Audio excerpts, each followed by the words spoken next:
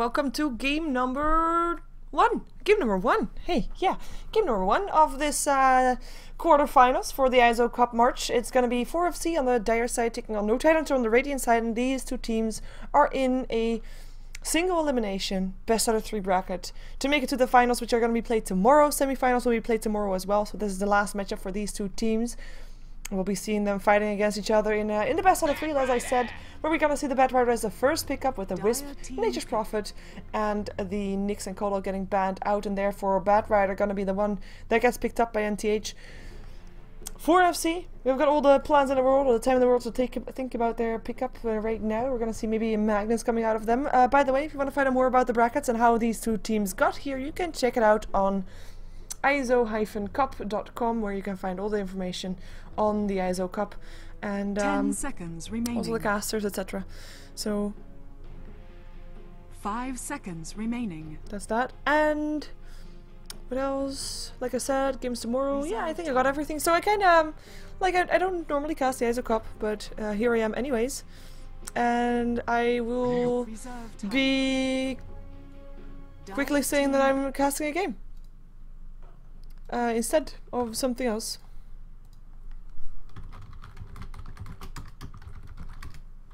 There we go. As we'll see the Magnus picked up together with the Chen. I mean, I mentioned the Magnus not because it's not... normally Magnus gets it picked up fairly early regardless, but if they would have let it go, no Tidehunter would have gotten S4 his Magnus, and he is of course, this is basically one of his signature heroes right now.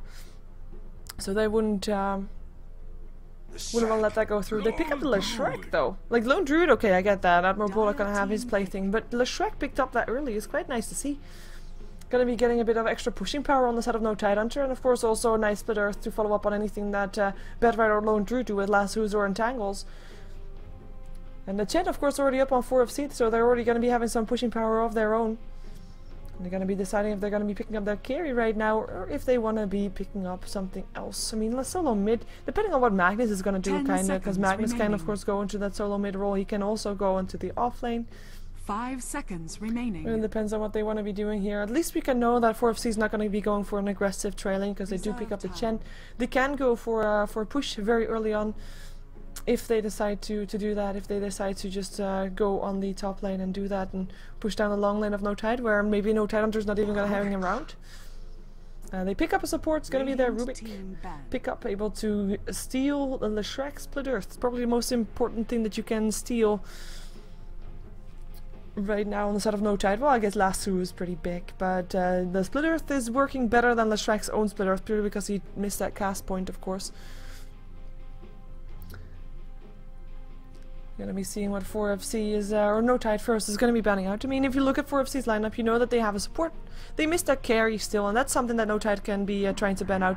They actually ban out the Darkseer, indicating that they're expecting the Magnus to be on the solo mid lane. With still another support needed on the side of no Tidehunter, they ban out the Shadow Demon, a hero that of course has a disruption that can set up those stuns for Leshrac pretty nicely. The Gyro Cup is now a hero that gets banned out by for 4FC. Like I said, carry type. Not wanting to have him there. The Lifestealer gonna be banned out by 4FC. Interestingly enough, I mean, Lone Druid can be on the solo lane. Because of course, I mean, Bulldog is going to be playing the Lone Druid, and then Badrider is going to probably be played by S4, with Leshrac played by either Aki or EGM. And then you kind of miss still a hero for Loda, so you're going to be banning out those Loda heroes. That is the one that they want to be going for most likely.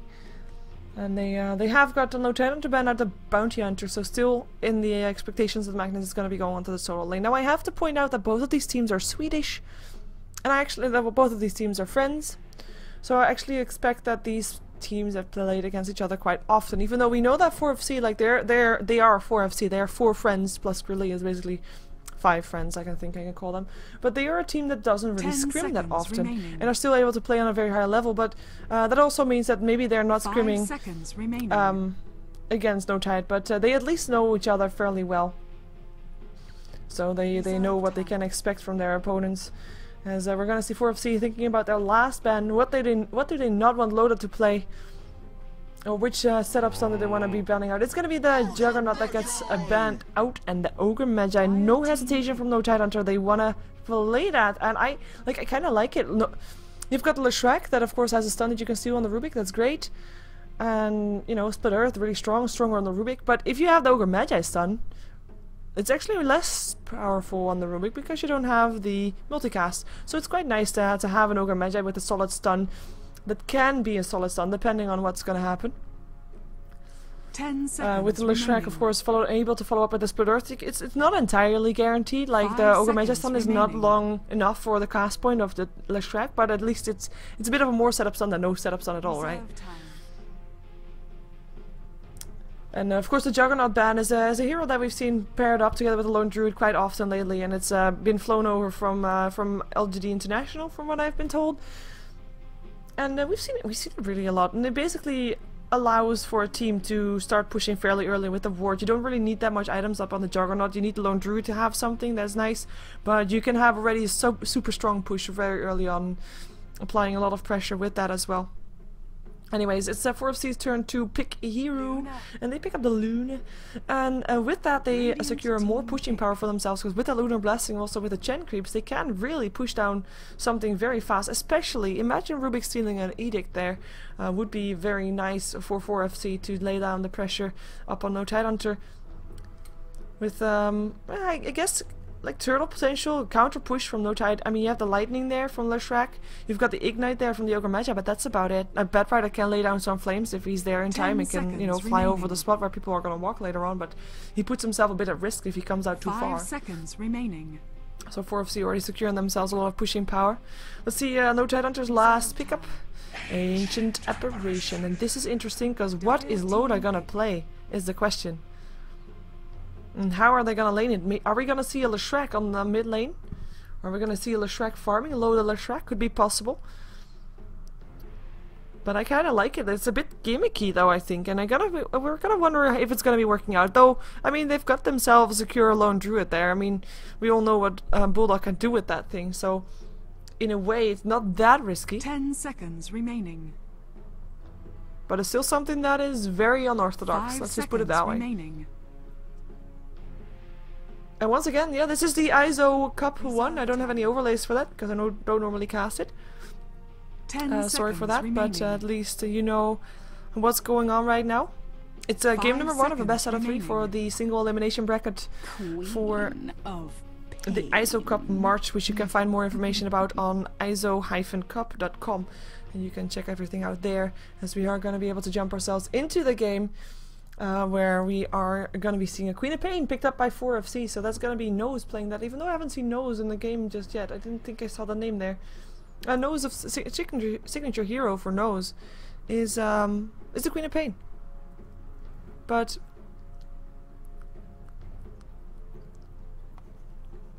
no. Well, they have different names, but I'm kind of expecting them to be the same thing. It's just we have at least Strangby there. I think that Blomberg is still going to be Nose. Just don't know the other ones. Annoying when they don't have their normal names. At least no Tidehunter has got their normal names. That's happy time. 5 seconds remaining.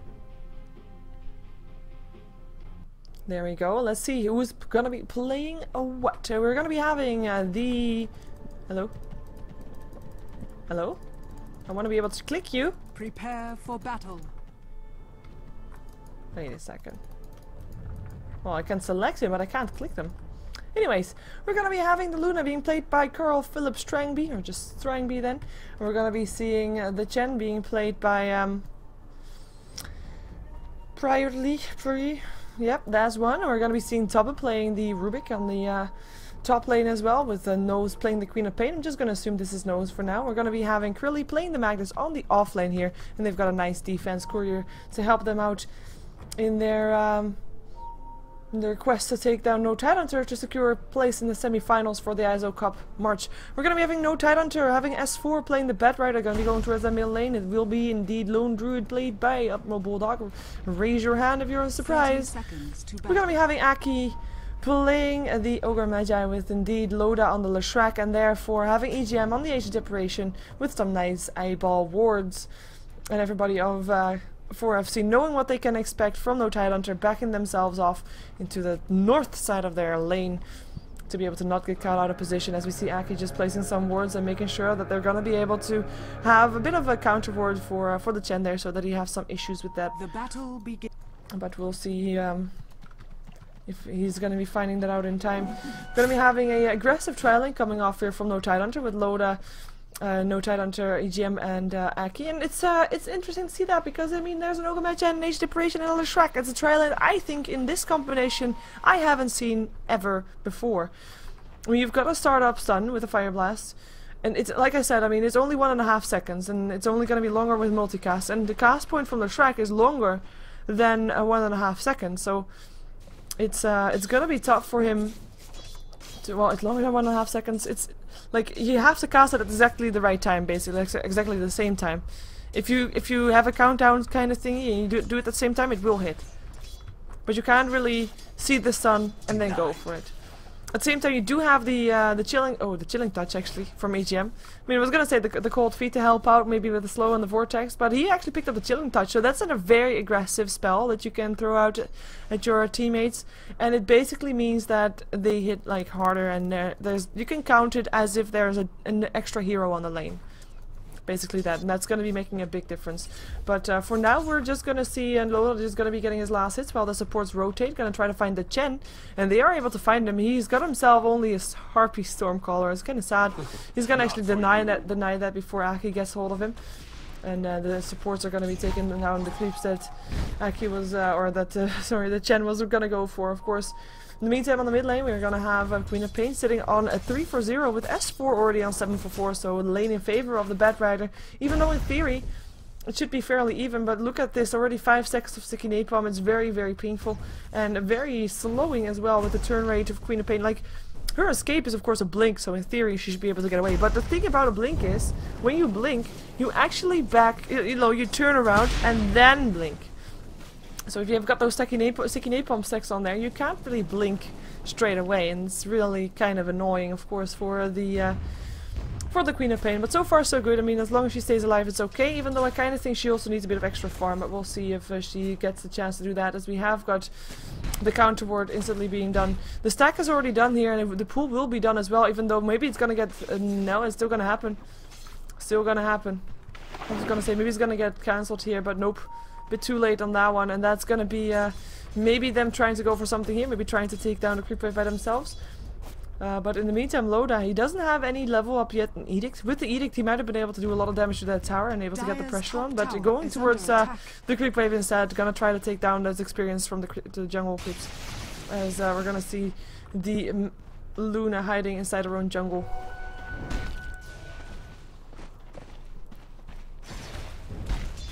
Chen coming in with the Sun Tower. They just take down a creep wave. But this ward here doing the works, knowing when Chen comes in and when he is backing off. But then again, an aggressive trailing, you kind of want to have some kills going on there. So far, no initiation even from no Tidehunter, which is interesting to see. Maybe they just want to wait for that level 3, especially upon the Ogre Magi, who actually picked up the Bloodlust instead of the Ignite. Ignite, of course, I mean, slowing the enemy down a bit might help, but they feel like they've got not disable, and therefore don't need to slow. I mean, you can also, of course, speed yourself up instead of slowing the enemy down. I mean, that works. I mean, on the bottom lane is going to be Krilly up against the Lone Druid. Should be okay for both sides. I mean, one has an escaping form of a skewer, and the other one has a bear that can try to harass enough for the opponent to slow down as well with the Overvenom, and to just not chase anymore. I mean, maybe get an entangle if he's lucky as well, as he is already level 5, so he has got that entangle. Maybe one entangle might be able to do a job here for Krilly, especially if he doesn't have any mana to do anything. But he will have mana again soon, and he's also going to get a double damage rune there as well. In the meantime, S4 is going to be sacrificing the bottle for that. As in, Krilly get the bottle there, and just S4 is not going to be able to get it because of that. Nice job. Queen of Pain is getting a bottle, but is not going to go for the runes apparently. Loda and some harassment. Lightning going through though. There's going to be a Chen creep coming in, but he's going to be harassed to death. Or at least harassed, not even dying. In the meantime, it is going to be the Luna that is 3-for-0, so maybe they're not going to get any kills, but they're also shutting down that Luna from farming, and that is worth something, because Luna is one of those heroes that, I mean, yeah, levels are nice and she'll have her eclipse at some point and she'll be able to take a kill, but the thing about it is she wants to get, wait a second, 6 stacks. 6 stacks. S4 will pay for that one, bit greedy, but still, it is going to be the first blood going the way of S4. 6 stacks of sticky napalm is something you should never let yourself have, because that is just too damn painful. But yeah, I was saying that Luna, I mean, she needs her BKB. Especially if you're up against a team like no Tidehunter that has got the stuns and disables and slows and everything. I mean, it's not going to stop you from getting lassoed, but at least it will stop you from taking damage during the lasso.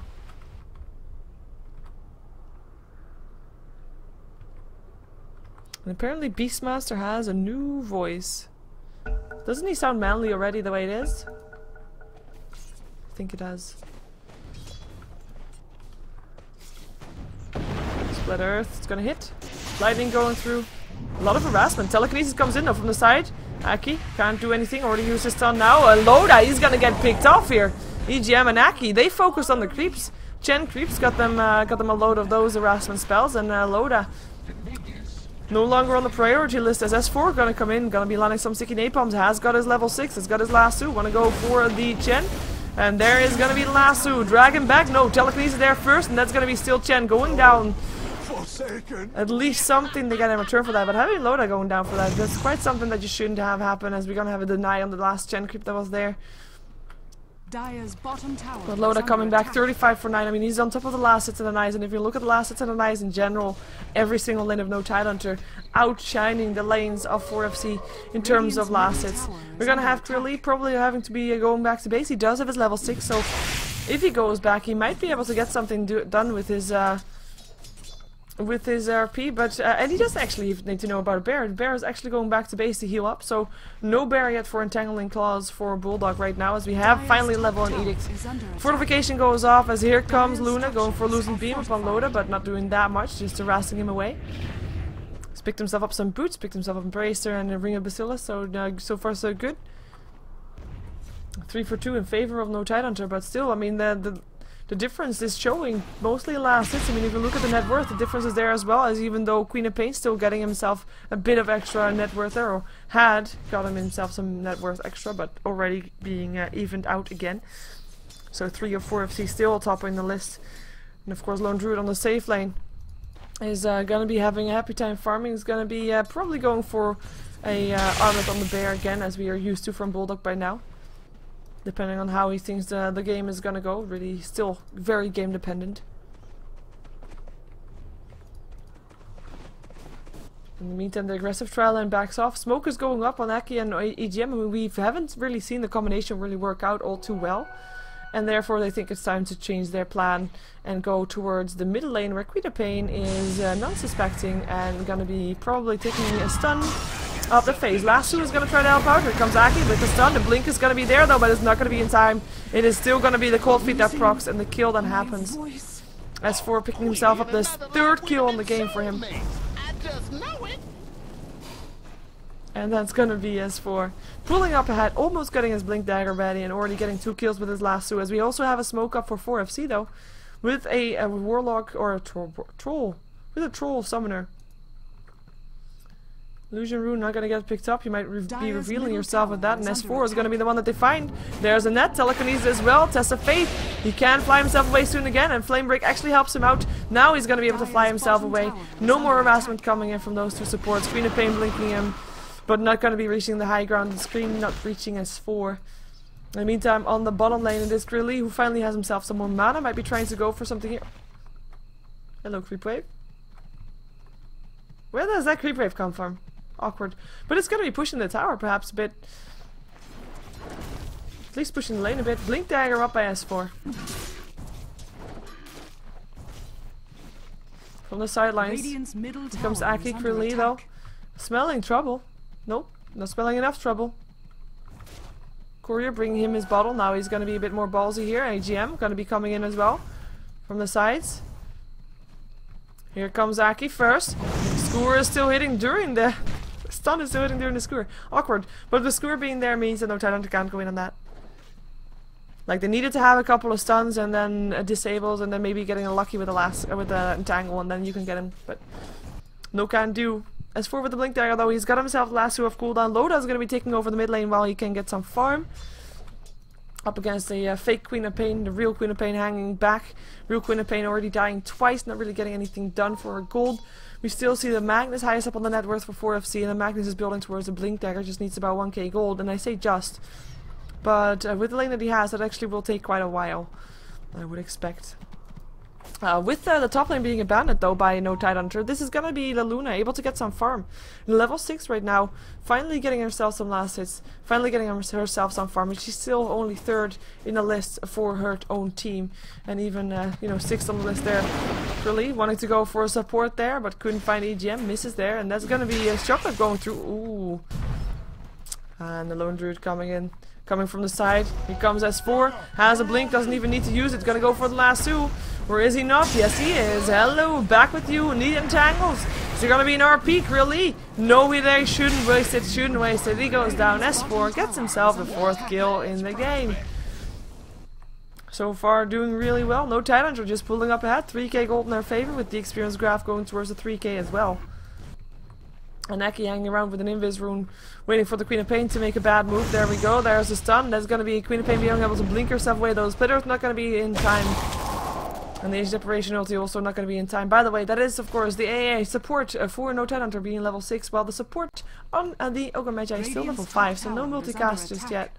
We do have the Leshrac level 8 though, so that means that she actually caught up, or he actually caught up, Loda being able to catch up with the Queen of Pain. So he's the same level as the solo mid, while he was on an aggressive tri lane that didn't get any real kills, not convincing kills anyway. Eclipse is up still up on the Luna, so she's gonna be trying to go for that, maybe, perhaps. He has got a lot of supports as well. Loosened Beam, still gonna be trying to go for S4. Tower will drop.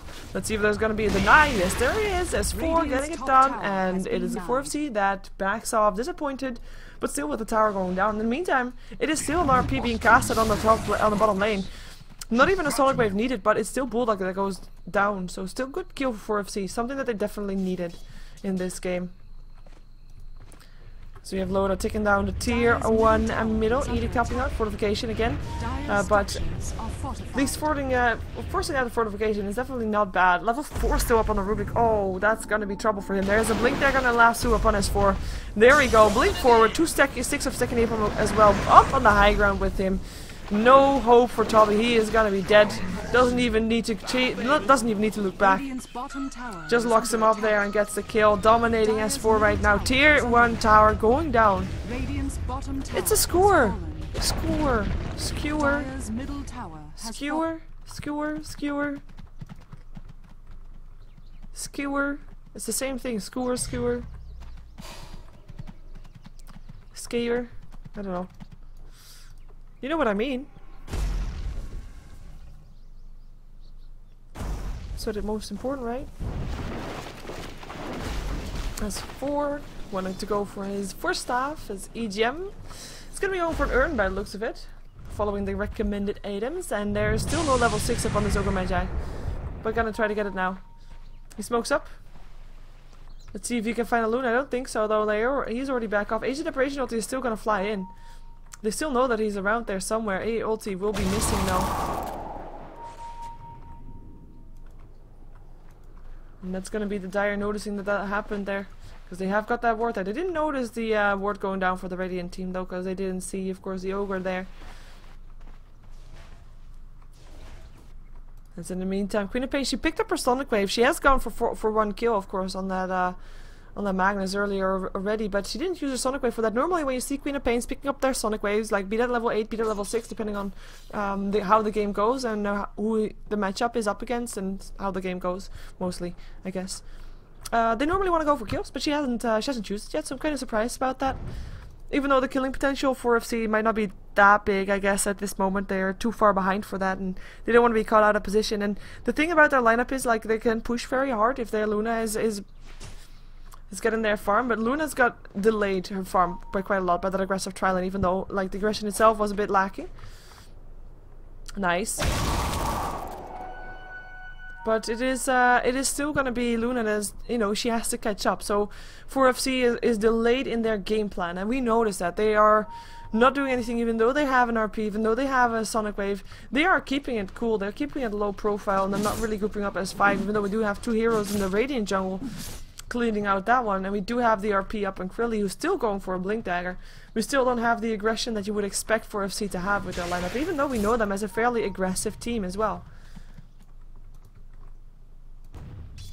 And I don't think that No Tidehunter is going to be sad about this, because the way things are going, I mean, they're going to have their Bulldog farming up continuously. He's now got 3100 gold, might actually go for just Radiance rather than going for the Armlet, depending on what he thinks he needs. Maybe he wants to go for Radiance and then he's going to start pushing for themselves. Might be something that they could look into, even though they would be pushing up against in a reverse polarity. Not really ideal to be happening there. Aki and Loda on the top lane. Lightning now. Look at that harassment, Elaine. That's glass cannon for you. I mean, she can pop she can pop salves and tranquil boots and everything like that, but she's still very, very squishy. This is going to be supported again, though, or at least really coming in just to see if something is happening there and if someone went in, but nobody went in, so he wastes his time. No time for him to farm in that time as well, so good rotation from No Tidehunter. Of course, they waste some time as well, don't get me wrong. But right now it's better to waste time with your opponent team if you're happy with the lane the game anyways, for now. A gold grab is still in favor of No Tide. Experience, favor of No Tide. S4, looking for a lasso. If he blinks in now though, he's going to be fighting a lot of heroes there. Central ward going to be vanishing. Dire's top tower is under attack. Well, I say vanishing, but it's just going to get killed off. Dire ward. What kind of sound did those creeps make when they stomped? Holy crap. That was an awkward sound. Ulti flying top once more. But nobody there to take it apart from creeps. I kind of feel like 4FC, they are kind of not sure about what they're going to be doing with their movement, like these for sure. At least now picking off that ward, that helps.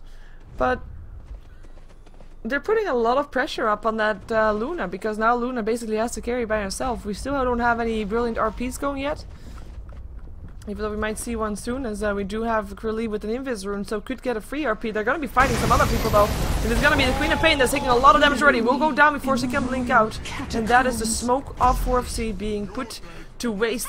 Here still comes Krilly, still wants to go for that RP, looking for it. This can be getting a 3-mana RP. There we go. Shockwave to go through as well. Do they have enough damage? Fate will go through as well. And this is a big fight for 4FC. Getting 3 kills there. Triple kill for the Luna. And all of a sudden, everything is turned around. And No Tidehunter gonna be on the back foot for this one for a bit. As they just lose 3 heroes by just 1 rune. And more importantly, like the most important thing of that was all the kills went to Strangby, who's going to be able to build a bit faster towards his BKB. We still have the gold graph, the gold in favor, look at the net worth, in favor of No Tidehunter, but now we actually see Luna being on par with the heroes of No Tidehunter, at least a bit more. As the experience graph will be showing a bit more clearly, as we're going to see it drop down a bit more, with 3 deaths on the side of No Tide. 6 for 7, so still in favor of No Tidehunter on the kills, but it is it was a big fight for 4FC. And they show that RP is definitely not worth messing with. I'm gonna be making No Tidehunter a bit more careful.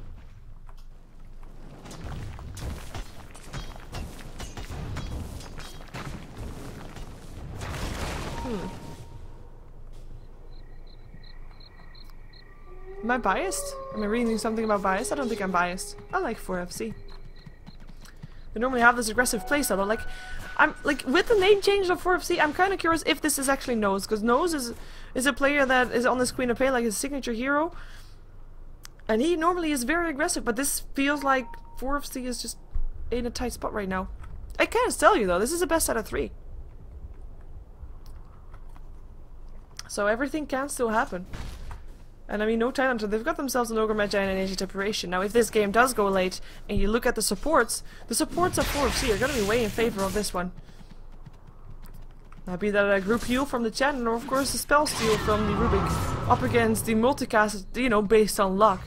And the Age Separation. Now I have to say Age Separation ulti is still counter towards the Chen ulti, so that definitely helps, but Radiant structures are fortified. not gonna be having not gonna be yeah, playing as big of a role as a Chen would be.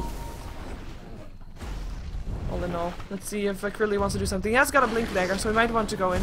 Yeah, and those hellbears, they really make a sound when they clap. Jeez. Telekinesis. To the high ground. Oh, but he blinks straight away. Lasso's up on Toby. Back towards you with the rest of the team, and he goes down. Aki helping out with the stun. And that's his telekinesis getting the better of him. That'll teach him. Dire's bottom tower. Mechanism being built up by the Chen. Only needs to rest before that one.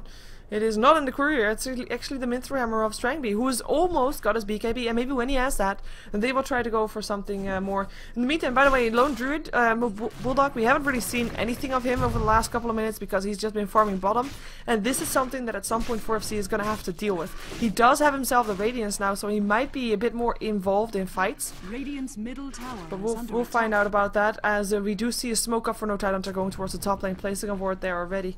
Gonna be seeing if 4FC is gonna be falling for the bait of a solo farming Loda, because that's basically his bait, as the Loda himself is gonna be going for that Bloodstone Lightning. So oh, here they come actually. They smoked it themselves. Gonna be going for the wraparound. They are gonna be outnumbering no Tidehunter if they're continuing going. I hope that no Tidehunter is ready for this one. Oh, they find S4 first. Queen of Pain up onto the high ground with you. 4-star forward to the rest as well. Flamebreak trying to help out, but the rest already went for the Luna. And the Luna went down. Tara goes down as well. Fight is not over yet though. It is gonna be 4FC on the way out. The Rubik gonna be taken down. No, it's gonna be sent back to base. That's why Chan is so important. S4 is gonna make him pay though. Flamebreak gonna try to help out. 1 stack already up on Sticky Napalm. More, 2 stacks. Blinking. RP up on 3. Well, with the bear anyway, it's gonna be a Loda. Gonna be taking a lot of damage from the Sonic Wave, but is still able to kill off the Queen of Pain. It is gonna be Krilly with the Haste Rune backing himself out from that one as Chen still goes down, because hello, Edmure Bulldog, welcome to the fight. It is gonna be 3 heroes dead on the side of 4FC, and no Tidehunter not losing a single hero for themselves. And gonna be able to get a reward with that, or are they? Tier 2 tower would be a nice reward. But that was the gank from 4FC. I mean, the bait was there from no Tidehunter. They decided to not wait until 4FC came. They picked up the Luna, so that was a big kill for no Tidehunter. And then they found everybody else, and Luna was already dead at that time, so couldn't really help her team anymore. And then you just had outnumber and, you know, one team backing up. But you can't really back off if you're up against a Bad Rider, because he'll just slow you down with the Sticky Napalm. So running basically has no use, and that's why we saw the Magnus jumping in. Oh, hello, Strangby once more. Here comes stuns, multicast even, and that's a kill. Bulldog getting it done, and Bulldog summons his bear once more. Is this a big bear right now? Because he has got himself Bloodlust. Oh, that's why he's so big. That's kind of cool, isn't it? Yeah. Okay, never mind. He turns small again. Well, he's still there. 1800 gold, 1900 gold up on Bulldog. Let's see what he's going to be buying for his bear next. His bear is already standing around, picks himself up. Yeah, still going to be the armlet, so it might be a bit delayed. But armlet being a very cost-effective item with, of course, giving the bear extra damage and armor for just basically a very low cost. That's why it works on the bear. Shrek almost getting his Bloodstone ready. Loda will be able to just walk around there and just having his Nova on, I think his Edict on. He'll probably want a BKB at some point as well, just to make sure that he doesn't get interrupted while running around like that, but we'll wait until that happens. As Krilly is going to be taking a big Ancient stack. Of course I was stacked up for the Luna, but since Luna is not really here right now, because she's farming top, might as well take it. Apparently Krilly thinks that he can. Not really the best hero to take down a creep wave though. Maybe with his Empower, yeah, but it's not, yeah, you know. I guess it works a bit, but he has to be very careful. Yeah, he blinks himself out. In the meantime, push happening on the bottom lane. No Tidehunter gathering up there with 3, well, 2.5, I guess, with the bear just continuing to farm in the jungle as well. Picked himself up the rest before the armlet, as the bear is just standing middle lane, taking a bit of respite apparently from the Queen of Pain. But Queen of Pain deciding it's not worth getting a rest for in return by just the burn from the Radiance. And the tier 1 tower bottom looks to be the target of no Tide. Dire's middle tower is under attack.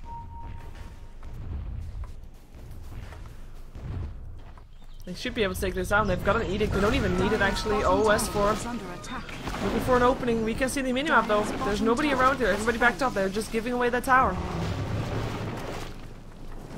Gonna be finding Krilly anyway. Forced off back towards the rest of his team. Can't go any further though. It's gonna be Krilly. Oh, still taking a lot of damage. Asian Operation ulti is gonna fly. Hand of God still going through. There's gonna be the Ignite slowing them down, but they can't really chase up to the high ground. They won't anyways. But they are gonna be taking down a tier 2 tower as well. So there's 2 towers taken down. And they TP towards their own tier 1 because they don't want to lose it. The push came in from the Chen creeps mostly, and the Chen himself a bit. But they take down the tier 1 and tier 2, not losing anything in return, so another good, well, not really fight, another good push coming out from no Tidehunter, as we see the gold graph just spiking up towards the 12k, with the experience graph going down slightly a bit. I mean, 5-man pushes, of course you get a bit less experience, especially if you don't get any kills, while your opponent team is still getting experience on 2 different lanes, but it's still going to be in their favor for about 9k, so doing really well.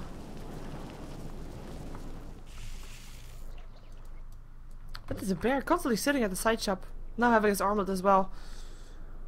And yeah, for people wondering, that health loss, that actually doesn't work on the panda, so that's kind of nice also. Loda's gonna just clear out the creep waves. He has got himself boots of travel and a bloodstone and 1600 gold, just because he can. And we'll probably be going for a BKB next. I mean, he'll still be able to get put in the reverse polarity, but at least you won't be able to get any damage while you're in it, and you'll be able to survive. And they're gonna actually find a lot of people here. Queen of Pain saw him first, and it's no Tidehunter that backs off with it.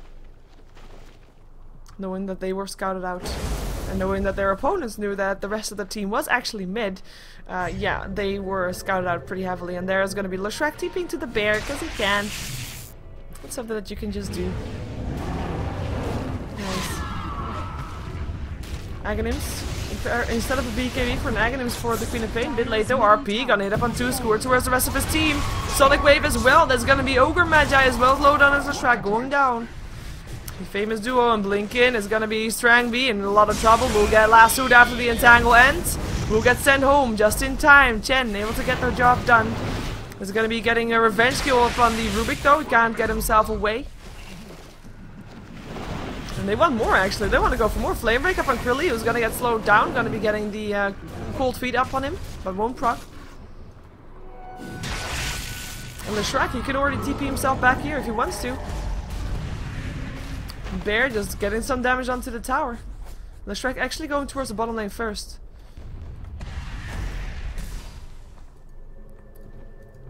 And there he goes, there he comes. Hello Loda. With only Aki not being here, but you know, the tier 1 tower still standing on the side of no Tidehunter in the mid lane really makes a big difference, because Aki can be here in just matters of seconds.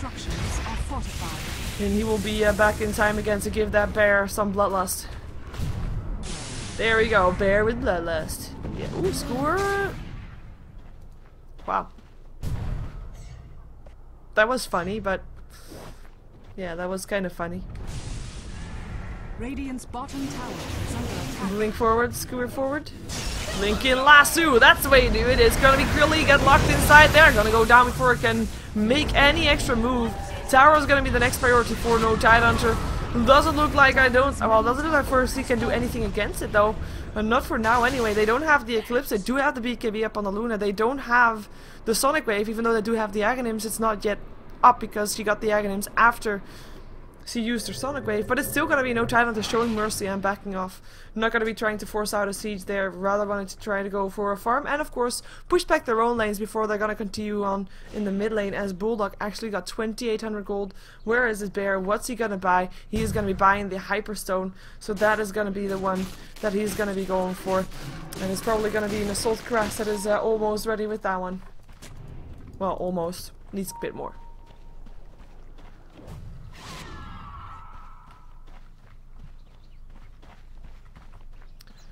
15k gold in favor of no Tide. And right now, 4FC, they really have to bank on that combo wombo thing that they have going. I mean, if you got an RP going with a lot of people, Sonic Wave over the top, Eclipse there as well, I mean, there's a lot of AoE damage going there. But you have to get it off properly, and more importantly, you have to make sure you get all the MVPs in there, like the Lone Druid, like the Leshrac. like the Bed Rider, and that's gonna be very tough to do. Maybe not the Bed Rider, even though they're gonna go for it. RP, it's up on 2. EGM and Aki, just the 2 supports though, and they are not gonna be able to do anything with it either. And he's just gonna get sent home. That's an RP wasted. That's an RP completely wasted, and now that no Tidehunter knows that it's on cooldown, without, like, EGM and Aki, they just got RP. Do you see something on their HP bar? No, not at all. They're happy. So this is going to be no Tidehunter being able to push without the fear of having that RP on their heads, because like I just said, that was 4FC's biggest chance to come back from this, and come back they need to do Krilly. Sorry, Bad Rider. S4 going to be looking for a lasso again. Maybe he's trying to just go for the barracks, as here comes the Luna. Gonna get blinked on, gonna get killed up before she can make a beep. It is gonna be a stun up on the Chen, won't be able to do something either. BKB activated on S4 to make him even a bigger bat than he already was with that Bloodlust on him, and Tangle up on the Rubik. Rubik will go down, Lashrak picking up the kill, and this should be the one set of racks, and maybe even more, because there is gonna be nothing that S4 can do about this, because they don't have the RP. HGM will finish the job. He'll take that job. Tier 4 tower, Tier 3 tower rather, gonna go down. With the Tier 2 or second set of racks gonna be falling straight after this one. 4-stop forward, Krilly gonna get stunned up in the middle of a skewer. That was a very long skewer.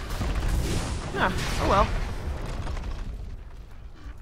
And no Tidehunter, not really forced out of the base yet. Still though RP. Without that RP, I mean that's such a big difference. 14 seconds. They're gonna be just going rotating to the last Tier 3 tower. And the last bit of hope for 4FC is gonna be all depending on Krilly. Let's see, what can he bring us? He has to bring us something real fast. Blink in RP. Hits up on 2. Here comes the Eclipse as well. Skewer hits up on a couple as well. And there is the lasso. Hits up on Krilly. Doesn't matter. Hits up on Luna actually. It's gonna be the Chen, the Magnus, the Rubik. They go down. 4FC gonna be wasted here. 4 heroes on the sidelines. And the last one is gonna be the Queen of Pain. As she still was able to pick up the Age of Separation with the Sonic Wave, but she's the only one alive for her team, and this is going to be mega creep for no Tidehunter. No GG has been called, but I think it's safe to say that no Tidehunter is going to be taking this game unless they have some massive throws up their sleeve, which I'm not expecting them to have. Queen of Pain jump, yeah, okay. That was a suicide mission, doomed to fail, and it's gonna be the first game of this best out of 3 series that will be going towards the no Tidehunter, as they are 1 game ahead now in the Eizo Cup March. It is gonna be Eizo-Cup.com, where you can find out all the brackets and all the extra information about the Eizo Cup, and of course, we are gonna be seeing game 2 if 4FC can force out a game number 3. Or if no Tidehunter is going to make it 2-0. Stick around for that to happen, or for that not to happen. We'll find out in just a moment. Don't go anywhere. If you want to support me, check out my website, SheeverGaming.com, where you can find all the VODs. Not just mine, but every single VOD of every single caster. So make sure you check that out if you're curious about a game that happened over the last couple of weeks. It's all there. Just look for the tournament, or for the caster, or for anything that you want to be looking for. And we'll be jumping ourselves into game number 2 of no Tidehunter versus 4FC. Don't go anywhere.